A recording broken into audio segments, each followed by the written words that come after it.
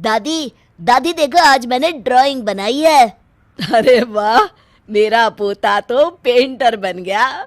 कितना सुंदर चित्र बनाता है तू। आज मैं तुझे तेरे पसंद की एक नहीं, दो दो आइसक्रीम खिलाऊंगी। हाँ। तभी वहां दीपा भागती हुई आती है। दादी, दादी देखिए, मैंने तो गोलू भैया से भी सुंदर ड्राइंग बनाई है। मुझे कितनी आइसक्रीम खिलाओगी? अच्छा, तो तुझे लगता है तू मेरे गोलू से अच्छी ड्राइंग बनाती है? जरा दिखा तो। ये ड्राइंग बनाई है तूने? अरे इतनी गंदी ड्राइंग तो आज तक मैंने नहीं देखी। चल भाग यहाँ से, बड़ी आई ड्राइंग वाली। अब जा यहाँ से। हॉल के दूसरे कोने में खड़ा विशाल सारा माजरा देख रहा होता है। कमला का गुस्सा जग जाहिर था, इसलिए कमला को जवाब देने की हिम्मत घर में किसी की भी नहीं होती थी। फिर एक दिन कमला बाथरूम से नहाकर बाहर निकलती है कि तभी जमीन पर पड़े खिलौने देखकर, अरे ये खिलौने यहाँ बाथरूम के सामने किसने बिखेर रखे हैं? जरूर दीपा ने ही रखे होंगे। ये लड़की कभी नहीं सुधरेगी, अभी बताती हूँ इसे। दीपा, अरे ओ दीपा, जरा यहाँ।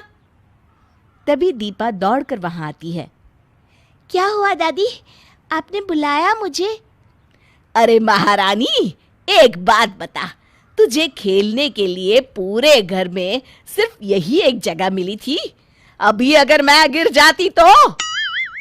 तभी वहां विशाल आ जाता है। क्या हुआ माँ? अरे तेरी आंखें हैं या बटन, तुझे दिखाई नहीं देता कि तेरी लाडली ने यहाँ बाथरूम के सामने खिलौने बिखेर के रखे हैं? अरे मैं फिसल कर नीचे गिर जाती और मेरे हाथ पैर टूट जाते तो?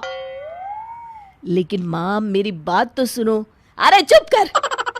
तभी गोलू खेलते खेलते वहां आ जाता है। अब ये खिलौने तो गोलू के हैं, वो सुबह से यहाँ खेल रहा था। अरे मेरे खिलौने? गोलू एक एक कर अपने खिलौने उठाने लगता है। कमला ये सब देख बगले झांकने लगती है और गोलू का हाथ पकड़कर कहती है, अरे गोलू बेटा, चल हम बाहर चल के खेलते हैं। इस तरह कमला गोलू को लेकर वहां से चली जाती है। विशाल की नजर अपने पिता पर पड़ती है और वो बिना कुछ कहे अपने कमरे में चले जाते हैं। अपने पिता की इस चुप्पी पर विशाल दांत पीस के रह जाता है और वो अपने पिता को उनकी गलती का एहसास दिलाने की ठान लेता है। अगले दिन विशाल एक सूटकेस लेकर अपने पिता के पास जाता है और उनके पैर छूते हुए कहता है, चलता हूँ पिताजी, आशीर्वाद दीजिए। अरे अचानक ये सामान लेकर कहाँ जा रहे हो? मैं ये घर छोड़कर जा रहा हूँ। क्यों बेटा, क्या हुआ? तुम अचानक घर छोड़ने की बात क्यों कर रहे हो? देखिए पिताजी, सीधी सी बात है, मैं सारा दिन ऑफिस में काम करता हूँ। मेरे पीठ पीछे मेरे बच्चों के साथ इस घर में किस तरह का भेदभाव किया जाता है, कल से मैं सब देख चुका हूँ। इस घर की कोई बात आपसे भी तो छुपी नहीं है, सब कुछ आपकी आंखों के सामने होता है। मुझे और कुछ ज्यादा कहने की जरूरत नहीं है, आप खुद ही समझदार है। चलता हूं मैं। इस तरह विशाल अपने बच्चों को लेकर वहां से चला जाता है। शाम को कमला शॉपिंग करके घर वापस आती है।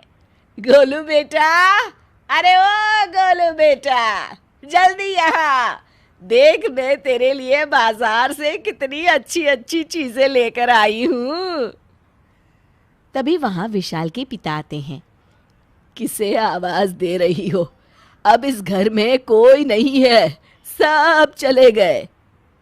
क्यों जी, कहाँ चले गए?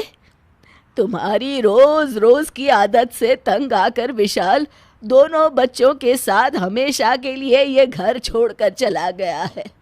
एक बात याद रखना, ये सब तुम्हारी वजह से हुआ है। अब बैठकर इस घर की दीवारों पर अपनी धौंस दिखाओ। कमला अपनी गलती के लिए सर पकड़कर बैठ जाती है। शिक्षा, बेटे और बेटी में कभी भेदभाव नहीं करना चाहिए।